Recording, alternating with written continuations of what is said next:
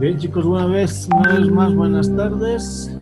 Cortamos la música y vamos a continuar explicando todo lo que corresponde a materiales de construcción. Ahora hablando exclusivamente de materiales cerámicos y maderas, ¿no? Bien, estábamos observando entonces lo siguiente. Vamos ahora a hablar de una clasificación. La clasificación tanto en maderas como en materiales cerámicos. Y esta era una de las preguntas que se les había hecho al inicio de clase, ¿no? Se les había pedido que hagan una explicación de la clasificación de los materiales cerámicos. Y como ustedes han observado al inicio de la anterior sesión, la forma de clasificar la cerámica es sumamente compleja. ¿Por qué? Porque existe un amplio grupo.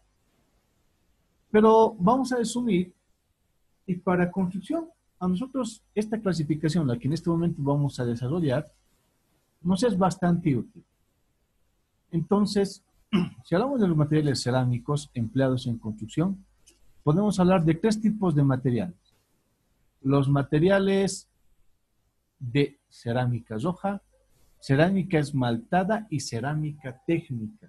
Wow. Y ahora desarrollamos uno por uno estos materiales. Rápidamente. Cerámica roja. ¿A qué se refiere los materiales de cerámica roja?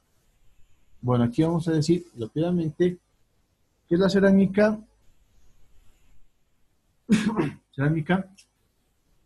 que no tiene esmalte, obviamente, ¿no? No tiene esmalte.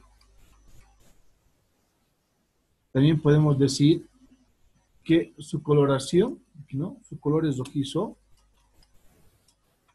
El rojizo, rojo. Ese es un dato muy interesante y muy importante. ¿Por qué? Si hablamos de color rojizo en cerámica, y esto es algo que ustedes tienen que saber, se debe a la presencia de óxido de hierro. Óxido de hierro. En pequeñas cantidades. Mientras más roja es la cerámica, tiene mayor cantidad de óxido de hierro. Si es menos rojizo, es más verduzco o tiende a ser amarillo, tiene menos presencia de óxido de hierro. Hay arcilla blanca, sí existe arcilla blanca, sobre todo la arcilla caolinítica, la lítica, lo que vimos hace un momento atrás. Ese tipo de arcilla está casi exenta de óxido de hierro, no tiene óxido de hierro. ¿Y cómo nos damos cuenta que existe óxido de hierro en una arcilla, ingeniero? Bueno, el ensayo se puede observar ya después del proceso de sinterizado, después del proceso de cocción. Cuando ustedes observan los ladrillos y los ladrillos son generalmente de coloración rojiza, es porque tienen óxido de hierro presente. Así sea en pequeñas cantidades. Cuando ustedes van de paseo o están observando o viajen y observan cerros rojos, es porque estos cerros rojos tienen presencia de arcilla y esa arcilla también tiene contenido de óxido de hierro. Eso es bueno que sepa, ¿sí? Entonces, una vez más decimos, la cerámica roja no tiene esmalte, su color es rojizo debido a la presencia de óxido de hierro. También podríamos decir, y ahora lo vamos a decir con un colorcito verdecito, no, con un color rojo para que sea más notorio, que de este tipo de cerámica, bueno, se obtiene a temperaturas de trabajo de entre 900 a 950 grados centígrados, ¿sí? A ese es el rango de temperatura a la cual trabaja la cerámica roja, entre 900 y 950 grados centígrados. Y de este tipo de cerámica se obtienen, ¿qué? Los ladrillos, se obtienen las tejas, se obtienen los botaguas, etcétera. Todo tipo de producto de cerámica, piensen en todos los productos de cerámica, que son rojos, exclusivamente rojos, ¿sí? Esos son los materiales de la cerámica roja. Temperatura de cocción o de sinterizado relativamente baja, entre 900 y 950 grados centígrados, es bajita esta temperatura, comparada con las otras dos que vamos a usar más adelante. Si tienen ladrillos, tejas, botaguas, también pueden ser azulejos sin esmalte, etcétera. Cualquier cerámica que ustedes conozcan sin esmalte se entra en el grupo de la cerámica roja. ¿Y por qué es roja? Porque tiene óxido de hierro. Sí, es un dato muy interesante. A ver, vamos a irnos un momentito a la red. Vamos aquí a venir a la red. Y vamos a compartir acá lo siguiente. Observaremos la cerámica roja, para que ustedes también puedan entender, ¿no? Y la cerámica roja es este tipo de cerámica. Toda la cerámica, ¿no? Que viene efectivamente, aquí estamos observando nosotros la arcilla.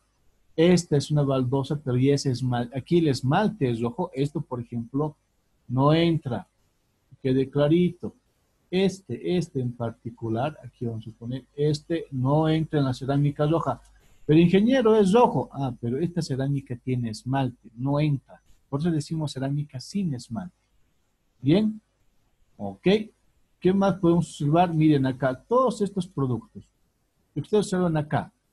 Aquí estamos observando tejitas, ladrillos, botagüitas.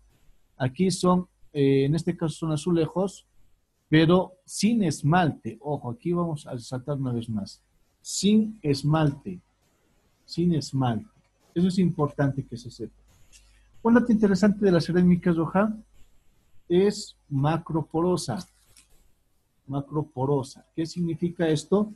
Que la porosidad es visible incluso a simple vista, al ojo humano. Si hablamos de porosidades, hay microporosidad, mesoporosidad y macroporosidad. La microporosidad se observa única y exclusivamente con microscopio, porque no es perceptible a simple vista. En cambio, la macroporosidad sí es posible observarla a simple vista. Y la cerámica roja es una cerámica macroporosa. Bien, ok, seguimos entonces observando. Vamos a ir revisando. Vamos bajando, miren. Y todo este tipo de trabajos, aquí no estamos observando, miren, aquí ya observamos ya esmalte. Este tipo, los ladrillos, ya saben por qué es rojo, los ladrillos. Son rojos porque tienen óxido de hierro, etcétera. Todos estos productos, miren, aquí tenemos una baldosa sin esmalte. Estos productos, estos de acá, ingresan dentro del grupo de cerámica roja. ¿Por qué? Porque no tiene esmalte. Este otro también. Son los famosos productos vistos. ¿Por qué se dice vistos? Porque no necesitan esmalte y tienen un buen enlucido, ¿no? Ok. Así podemos ir observando todo lo que corresponde a cerámica roja, ¿sí? A cerámica roja. Vamos a volver en este momento a nuestra presentación. Creo que ha quedado claro la cerámica roja. Vamos ahora a observar lo que es la cerámica esmaltada. La cerámica esmaltada, a una flechita ponemos acá. Esta cerámica, ¿por qué se caracteriza? Bueno, se caracteriza pues de inicio, porque como su nombre dice, tiene una capa de esmalte. Y para que entiendan ustedes qué será el esmalte, aquí vamos a poner, ¿qué es el esmalte? Lo pondremos con rojito. El esmalte, ¿sí? Es una película, al decir película, es una pequeña capa, ¿no? Una película impermeable vitrosa. ¿Qué significa esto? Es decir, que el esmalte es como una pequeña capa de vidrio que se deposita sobre el cerámico. Se deposita sobre el cerámico. ¿Ok? Una película impermeable y vitrosa. Impermeable y vitrosa. Es un dato sumamente importante. Impermeable, vitrosa. ¿Por qué decimos impermeable? Y este es un dato clave. Vamos a suponer que acá nosotros tenemos, vamos a hacer acá, nos vamos a imaginar que tenemos acá, y este es un azulejito. ¿Sí? Este es un azulejo. Así de forma sencillita la vamos a poner. Es un azulejo. Si este azulejo yo por X o Z motivo, yo tendería a regar sobre el azulejo algún tipo de fluido y este fluido se queda impregnado, ¿qué significa esto? Esto significa que la película, ¿sí? No es impermeable, no es impermeable. Por lo mismo, si no es impermeable, este vitrificado no es propicio para una cerámica esmaltada. Y este es uno de los grandes problemas en la cerámica esmaltada, la duración del esmalte. ¿Cuánto dura la película impermeable? ¿Cuánto dura la película vitrosa? Por eso esta cerámica requiere de mayor cuidado en su proceso de elaboración. ¿A qué nos referimos? A la temperatura. Pues aquí vamos a decir, lo ponemos esto en negrito, la temperatura, en este caso de vitrificado, porque ya no es solamente cerámica roja, sino que tiene cerámica roja y tiene una película de esmalte. La temperatura para todo este procedimiento oscila entre los 1050 y los 1070 u 80 grados. 1080 grados centígrados. Esta es la temperatura. Es mucho mayor que la temperatura de la cerámica roja. ¿Sí? Entre 1050 y 1080. ¿Por qué es tan elevada la temperatura, ingeniero? ¿Por qué aquí esa temperatura es tan elevada? A esta temperatura elevada, porque necesitamos garantizar la película impermeable. Necesitamos garantizar que la formación de la película vitrosa. Es justamente por eso. Ahora, vamos a buscar en la red qué es la cerámica esmaltada. Vamos a ir directamente, vamos a ir acá, a la parte superior, y aquí pondremos cerámica esmaltada. Esmaltada, ¿no? Y tenemos una amplia variedad. Todo lo que nosotros tenemos en nuestra vajilla, ¿sí? Es cerámica esmaltada. Mire, aquí podemos observar, y esto se ha empleado como un desarrollo importante en la industria de la construcción. ¿Por qué? Lo pondremos con rojo esto. ¿Por qué? Bueno, pues porque en la industria de la construcción hay un tema importante con el deseo de impermeabilizar. Es importante impermeabilizar las paredes. ¿Qué tipo de paredes? Las paredes de ciertos recintos, ¿no? Ciertos recintos para evitar la formación, para evitar la formación de bacterias. ¿Sí? Es decir, que nosotros necesitamos impermeabilizar las paredes. Hay ambientes en nuestra casa que tienen que estar limpias todo el tiempo, porque de no estar limpias van a formar bacterias. Y le pregunto, estimada, ¿dónde estamos? A ver, está aquí. Ya. Estimado José Andrés, dime, en el caso tuyo, en la casa tuya, ¿qué ambientes, José, son los que deberían estar libres de bacterias? Bueno, idealmente todas, ¿no? Pero existen dos. ¿Cuáles son los ambientes que deben estar libres de bacterias? A ver, si alguien sabe, levante la mano. 5, 4, 3, 2. Ya, ¿alguien está? Ok, muy bien. Sí, efectivamente. Estamos hablando de qué? De la cocina y el baño. Ambos ambientes, cocina y baño, tienen que estar libres de bacterias. Y en estos ambientes, si ustedes lo piensan bien, son los en los que generalmente se emplean este tipo de cerámica esmaltada. ¿Ya? Cerámica esmaltada. Ahora, como el esmalte, aquí ponemos, como el esmalte es simplemente una película, ¿sí? Entonces, se le puede asumir o adaptar cualquier color. Tiene colores varios. Y esta es una hermosura para la construcción. ¿Por qué? Porque permite personalizar la construcción. Es un plus si hablamos de cerámica esmaltada. Este es un algo más que hace que la cerámica sea el material ideal para la construcción. Eso es un dato importantísimo, un dato muy importante.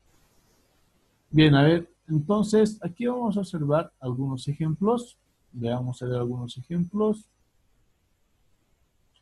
Vamos a borrar y ponemos acá cerámica esmaltada para piso. Y en cerámica esmaltada para piso hay una característica muy interesante. Aquí vamos a escoger, por ejemplo, aquí tenemos este tipo, esta característica, tenemos aquí esta. Aquí podemos observar que la película vitrificante o la película de esmalte está tan bien vitrificada que incluso tiende a comportarse como un espejo, ¿no? Refleja la imagen de la puerta, paredes y demás, ¿no? Este es un dato muy interesante. Ahora vamos a ir viendo otro tipo de cerámica. Ah, muy bien. Creo que tenemos esto. Vamos a mencionar acá. Tenemos estas famosas randas que se emplean ¿dónde? En la cocina. Estas randitas, ¿sí? Se emplean bastante. Son muy ornamentales. Aquí tenemos una mezcla entre cerámica roja. Esta es cerámica roja. Aquí tenemos cerámica roja esmaltada. Muchas de estas se hacen de forma artesanal, otras de forma industrial, ¿no? Aquí tenemos los famosos porcelanatos y demás. Ah, ya. Entonces, aquí vamos a mencionar un dato sumamente interesante. Lo ponemos acá.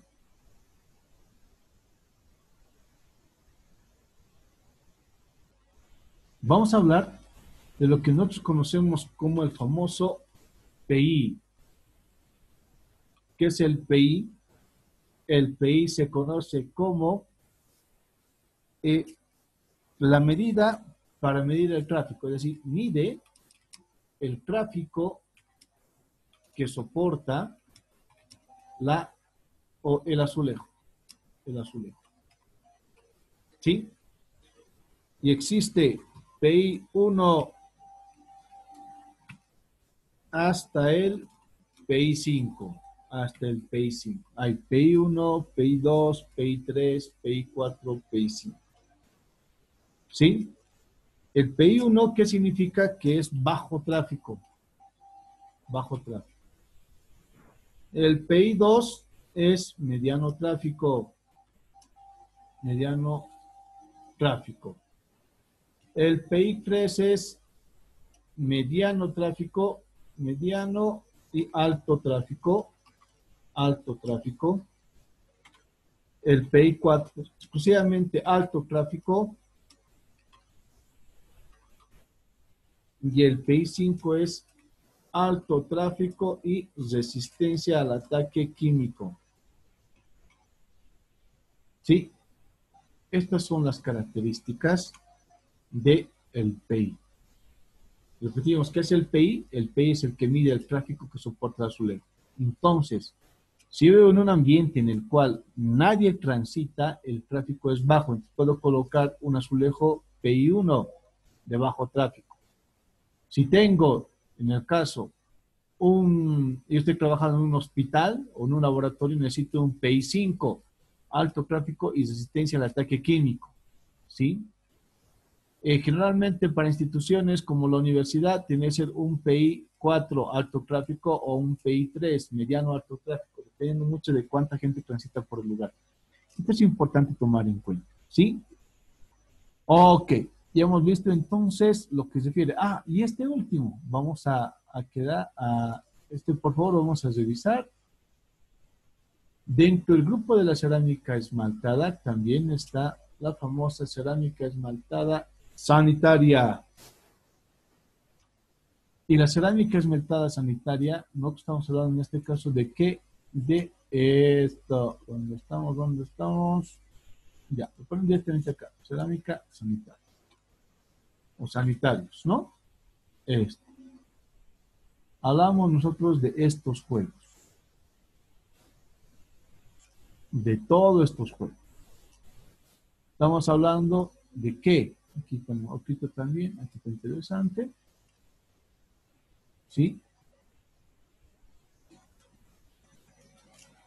Hablamos nosotros única y exclusivamente de los sanitarios y sus componentes. ¿Cuáles son los componentes del sanitario? En este caso podríamos mencionar a quién es el lavamanos, lavamanos, ¿no es cierto? También tenemos acá, vamos a decir, las, los papeleros, toalleros, etcétera, ¿no? Todos los elementos que tienden a colaborar en qué? En la implementación de un sanitario.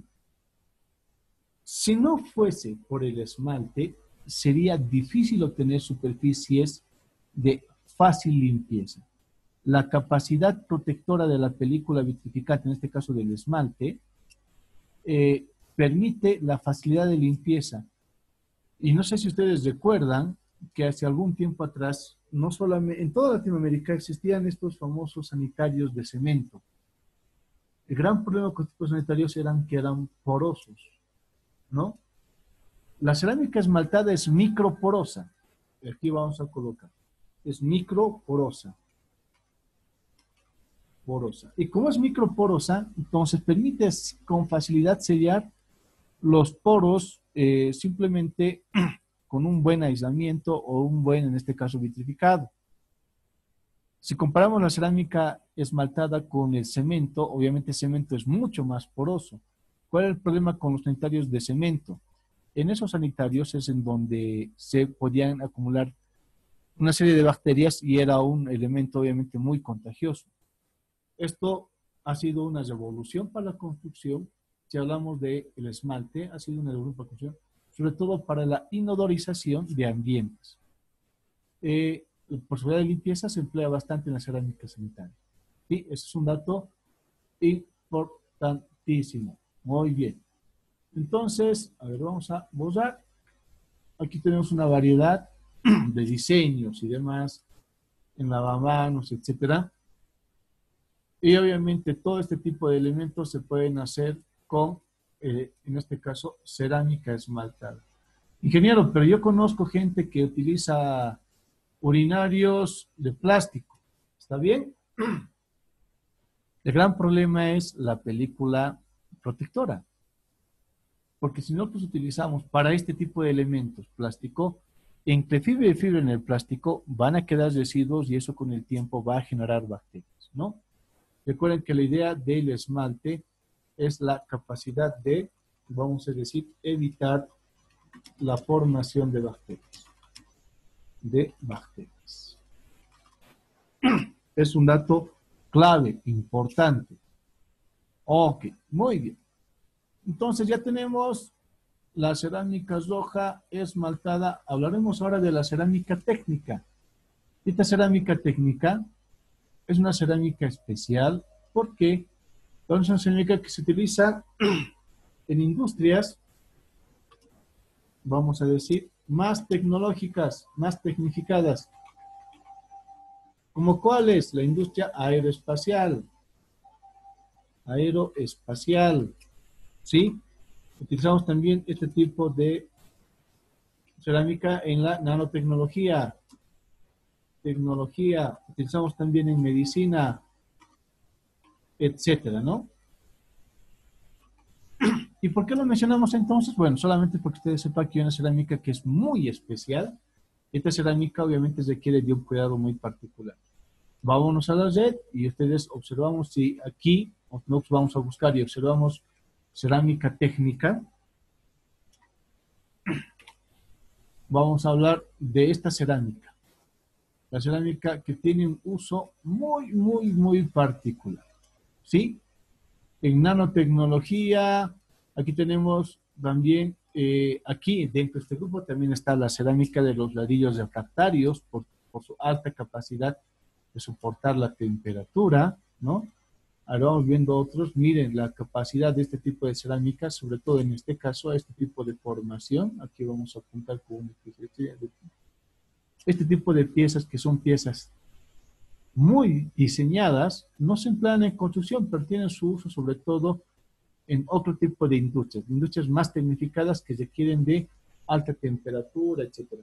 Una de las más, en nuestro medio, más empleadas, podría decir la cerámica técnica espacial. Porque como sabemos que la cerámica tiende a soportar altas temperaturas, esta estructura, y lo vamos a ver acá de forma rápida, esta estructura, es decir, este pequeño collarín que está sobre todo en la parte inferior de los transbordadores, son piezas de cerámica. ¿Por qué? Porque efectivamente van a soportar el rozamiento de esta estructura cuando pase la atmósfera terrestre, que tiene altísimas temperaturas, ¿no? Una cerámica muy especial. Ok. Bien, vámonos entonces nuevamente a nuestra presentación. Como ya hemos entendido la clasificación de la cerámica, vamos ahora a entender la clasificación en maderas. Y esta clasificación es mucho más simple, más sencillita. Bueno, sencillita comparada con la complejidad de la cerámica, que tiene un desarrollo industrial muy importante. Si hablamos de maderas, las maderas blandas y las maderas duras son las maderas o la clasificación de maderas que nos permite abarcar un gran número, en este caso, de productos hechos en maderas utilizados en la construcción. Para maderas blandas, ¿cuál es la mayor característica? Tienen un uso temporal. En el caso de las maderas duras, su uso suele ser aquí, pues, un uso permanente, ¿no? La madera blanda se utiliza más como madera auxiliar o de apoyo, ¿sí? En el caso de la madera dura, como su uso es permanente, decimos que su uso es para madera estructural o elementos estructurales. ¿Sí? En la madera blanda, ¿qué podemos mencionar? A ver, aquí vamos a ir cambiando de color. Bueno, está muy bien. Madera blanda, vamos a decir que como es blanda, es más porosa, es decir, que hay más espacio entre fibra y fibra, y por lo tanto más liviana, ¿sí? Más liviana. En el caso de la madera dura es menos porosa y es más pesada. Y aquí vamos a poner un dato interesante en rojo. Si la madera blanda es más porosa, más liviana, ¿no? Vamos a decir que su resistencia mecánica es de media a baja. Es decir, no tiene buena resistencia mecánica, por eso su uso es temporal. En cambio, la madera dura tiene una resistencia mecánica, aquí ponemos, ¿sí? La resistencia mecánica, ok, aquí todos, muy bien. Resistencia mecánica es elevada, ¿sí? Alta. Es resistencia mecánica bastante elevada, muy alta. Vamos a colocarla acá. Si hablamos de cuál crece más rápido, la madera blanda, aquí pondremos a este ladito, es madera de crecimiento rápido.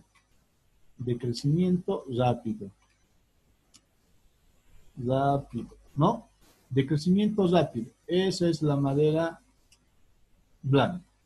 Si hablamos de la madera dura es de crecimiento lento.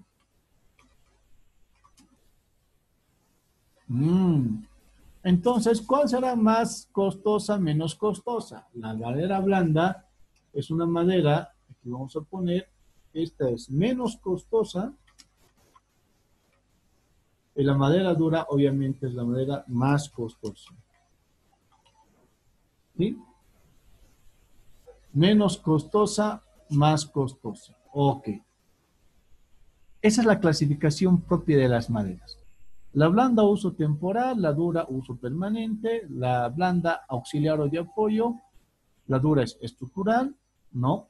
La una es más porosa, más liviana, la otra menos porosa, más pesada. Eso influye en resistencia mecánica y a la vez influye también en su crecimiento. ¿Cuál es más costosa? Obviamente la dura. ¿Sí? Eso es importante entender. Y si hablamos de clasificación, aquí vamos a poner solamente para complementar Ojo, los que estén interesados pueden ingresar también al blog Construcciones 3 y estamos llevando todo un semestre entero de construcciones en madera. Entonces ahí pueden observar todas las características de la madera y cómo es que se emplean sus diferentes partes. ¿Bien? Pero bueno, de forma rápida decimos acá que la madera blanda, ¿sí? La madera blanda, ok, ¿qué pondremos? Ahora sí. La madera blanda puede ser la madera latifoliada. Latifoliada. Foliada. ¿Qué significa madera latifoliada? Es aquella madera que tiene una estructura en fibras, aquí ponemos una estructura en fibras irregular. Irregular. ¿Sí? La estructura de las fibras va a ser irregular. Esas son las maderas blandas. En cambio, las estructuras, aquí ponemos, ponemos esto acá. Ahora sí, esto ponemos acá, muy bien. Ahora sí. Si hablamos de las maderas duras tienen estructuras coníferas. Aquí ponemos coníferas. ¿Sí? Y tiene estructura más regular. Al decir regular estamos diciendo que tiene buena capacidad, en el caso esta de soportar mejores cargas, etcétera, ¿no? Blanda, dura.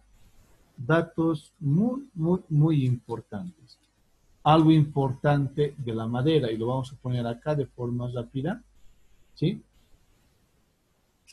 Lo ponemos aquí para que no olviden ustedes este dato de la madera.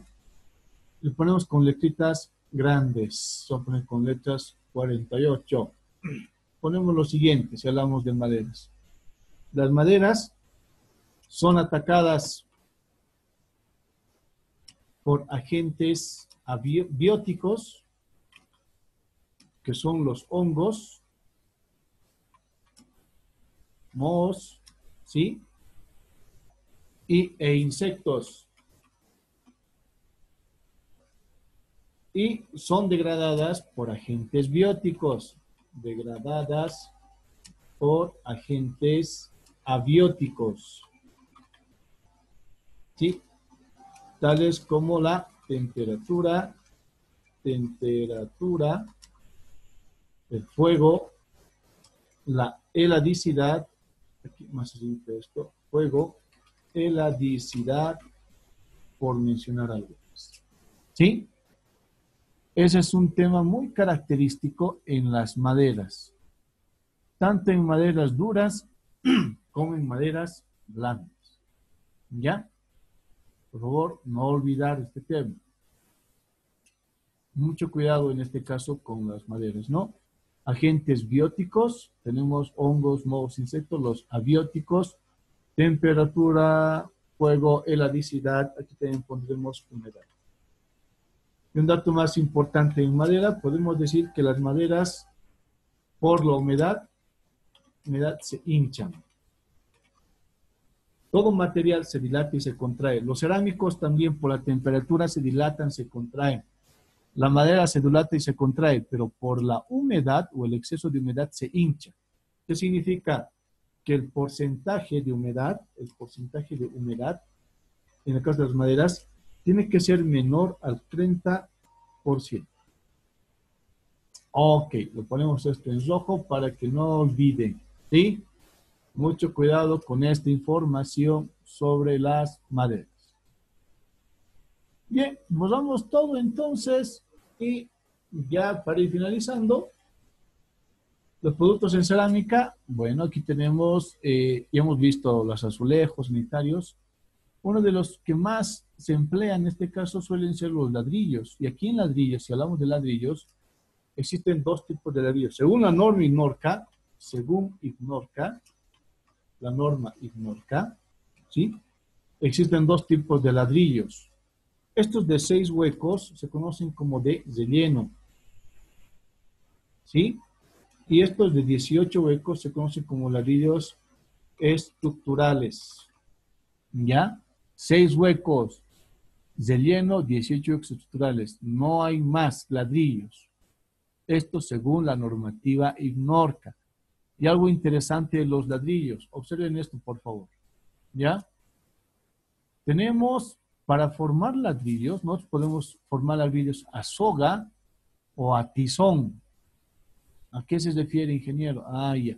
Cuando yo voy a trabajar con ladrillitos, yo podría decir, este ladrillo, ¿no es cierto? Aquí está, este ladrillito. No. Aquí pongamos un ladrillito de color ladrillo y tenemos acá. Muy bien. Este es un ladrillo. Ah, este es el ladrillito. Estamos viendo la cara superior de este ladrillo. Estamos por aquí, por arriba estamos viendo el ladrillo, ¿no? Este mismo es. Estoy viendo. Oh, ya. Si yo voy a agarrar este ladrillo y voy a ir colocando uno al lado de otro de esta manera, ¿no? Estoy colocando uno al lado del otro, aquí tengo otro también al lado. Estoy haciendo un muro así. Este armado se conoce como tizón. Ah, ya. Ingeniero, pero hay huecos aquí a los costados. ¿Se está viendo los huecos? Sí, pero estoy armando en tizón. Ah, este ladrillo, ustedes se ven, está parado. Entonces también se puede echar.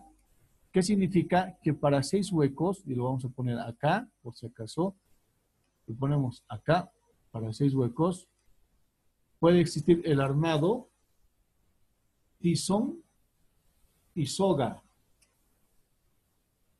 Tizón y soga, este es el armado. Y puede ser también, aquí lo pondremos, parado o echado.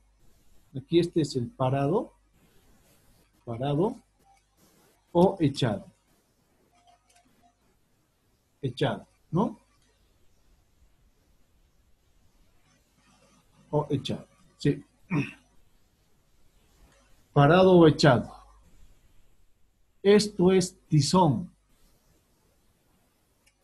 ¿Qué será soga? Ah, soga es como ustedes ven siempre los ladrillos. Soga es así. Yo tengo un ladrillo, tengo acá, el otro ladrillito lo coloco acá, excelente. El otro ladrillo lo coloco acá, excelente. Ah, muy bien. ¿Dónde están los huequitos de ese ladrillo? De ese ladrillo los huecos están acá. Están acá, acá, acá. Entonces, esta es la formación soga. Entonces, puedes ver soga parada y soga echada. También existe eso en ladrillo. ¿Sí? Un dato muy, muy, muy importante. Cuidado con esos datos. ¿Ok? Y para maderas, bueno, nosotros vemos que maderas, y ponemos aquí este dato para finalizar ya la clase.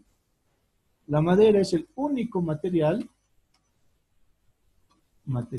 del que se puede fabricar toda una vivienda. Es decir, se pueden hacer los cimientos en madera, se puede hacer toda la estructura de cubierta en madera, además de cubierta en madera, y también se pueden hacer los muebles en madera. Por eso la madera tiene un precio en construcción bastante elevado, porque se puede hacer toda, absolutamente toda la construcción única y exclusivamente en madera.